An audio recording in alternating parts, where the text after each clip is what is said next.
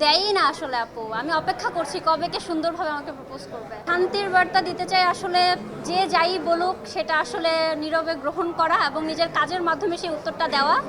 মুখে আসলে বলে সেই পরিবেশটা আসলে নষ্ট কেউ না করুক, সেটাই আমি বলবো।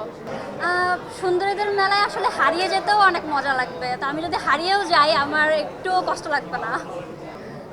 আমার কাছে তো ভালোই লাগছে। সবসময় একভাবে নিজেকে দেখতে যেরকম বোরিং লাগে, তো আজকে মনে হলো একটু অন্যরকমভাবে নিজেকে দেখি। তো সেজন্য আজকে একটু নিজের লুকটা চেঞ্জ করেছি।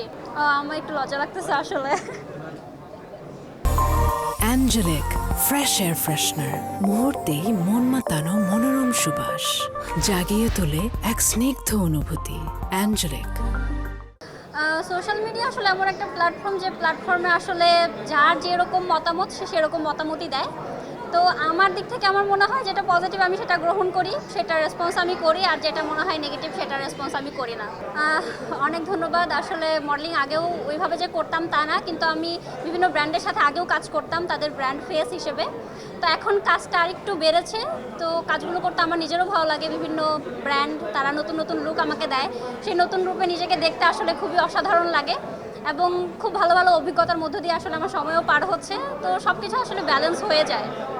একটু তো কষ্ট হয়, বাট আসলে দিন শেষে যেটা মনে হয় যে আসলে কষ্ট না করলে কষ্টের ফলটা আসলে মিষ্টি হবে না, সেজন্যই আসলে কষ্ট করা।